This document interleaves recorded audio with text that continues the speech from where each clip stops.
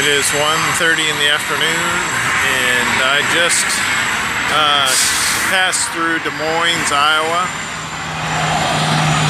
and I have a bulkhead and a bunch of cold rolled finished bar. These peaks here are the lumber that they put in between the bundles of bar. It's a straps only load. The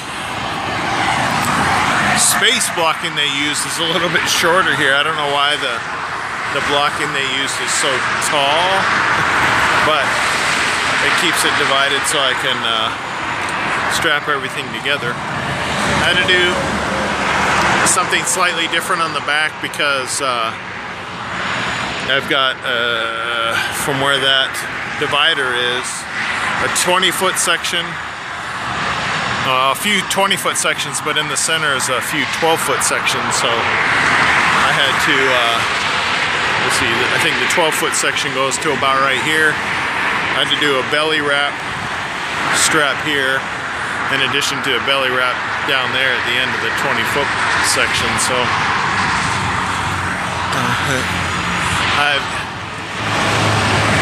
it's 40 feet long altogether. I've got 8 straps going on to hold all this together, so plenty of straps for the weight and length. There, we'll hold it still. I'm obviously at a rest area. Interstate 80 is right there to the left. Very loud, full of traffic. Completing my 30-minute break. If you couldn't hear me before, I'm just on the eastern side of Des Moines, Iowa. So you can see clearly where I'm at and where I'm headed to. Okay, sometimes my GPS, many of my electronic things stop working correctly. As you can see, there's a nice gray area over here, which is the first I've ever seen that happen. So you can see my final destination is here in Franklin, Indiana, and I will be traveling and staying the night somewhere in Illinois. I have 6 hours and 39 minutes left to drive, and we'll see what happens. You'll get to experience a truck driver here trying to straighten himself out in these rest area spots. Oftentimes the rest areas are designed in a way to allow for truck parking, but it doesn't necessarily give adequate opportunity to pull in straight the very first time because of the angles at which we have to try to get into these parking spaces. Sometimes it's fine if there's no other traffic, but if you're parking next to another truck, you have to do it a little bit differently. And if you really want to get straight in the spot you are trying to obtain, it sometimes requires you to actually back, pull all the way forward to get straight and then back into the space to make sure you're perfectly parallel with the lines. Some are more, have more zeal to accomplish that task than others, because there are sometimes you pull into a rest area and you are witnessing the results of many drivers who don't care, and they put their truck in the spot and they don't care how many other spots they take up. So sometimes, and which I would consider a no-no for a truck driver. We're all trying to work this world together, so if you don't park correctly, it just hinders your fellow truck driver from being able to park safely, to minimize any possible damage from other trucks because they're having to park in a non-conformed way.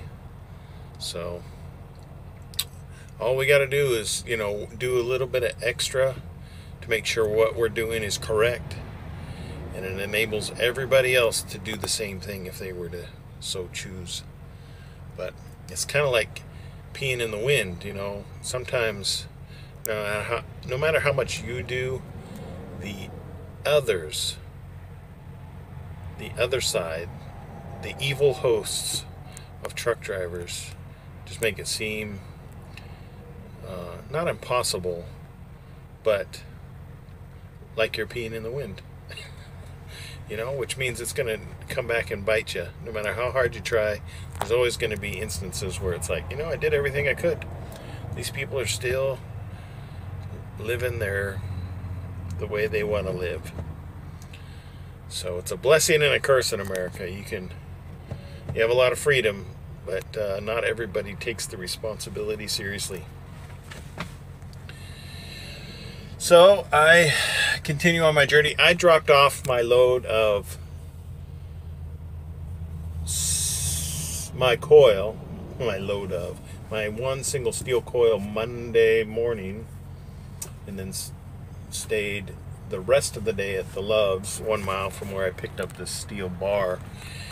And I've delivered to this place in Franklin, Indiana a few times. And thankfully they've changed things, because when I first went there was no identification as to where. It's a large facility with multiple unloading doors all the way around this place. They're numbered, but I think every location within this building is a different, it's the same manufacturer, but each door like manufactures a different part. Because the very first time I went there to this place that I'm going to arrive at tomorrow, I started possibly at the furthest door away from where I actually needed to deliver. Sorry, my nose itches. Why is that? Because there was no signs, there's nothing at the work assignment at that time to tell me where to go. As opposed to now, where my assignment tells me the exact doors I need to go to deliver this product. Well, that first time, though, I kept asking, and let's say I started out in the furthest location. They said, well, it's not here. I don't know exactly where you need to go. Okay. Thanks. And you proceed to go down to the rest of these doors, and pretty soon I'm driving all the way around to the other side of the building, and I'm like, you know, are you expecting this? Like, oh, yeah, this is the place. And it's all the same company. They just, you know, they each, apparently, every door had a department where they did a little something different with the steel that they're working on, and that was interesting. I recommended at the time that there was signs or something needed to be done, and obviously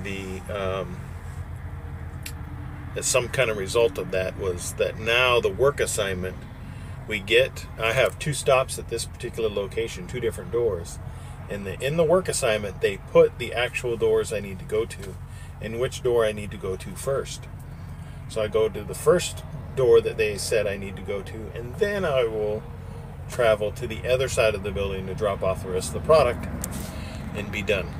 So should go fairly smoothly and more quickly this time. Depends on if there's other trucks waiting to be unloaded, but usually that's not the case. Anyway, that's enough of my 30-minute break to be used to make a video. Rest stop. I'm in Iowa. I was in Nebraska. So if you take a good look here into the distance, that's what Nebraska looks like too. So it all looks the same. So if you're ever wondering what the middle of America looks like, this is pretty much it.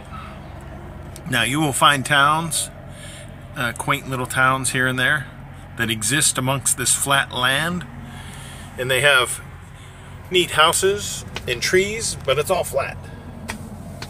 There might be a few hills here and there between Nebraska and Iowa. No ski slopes, though.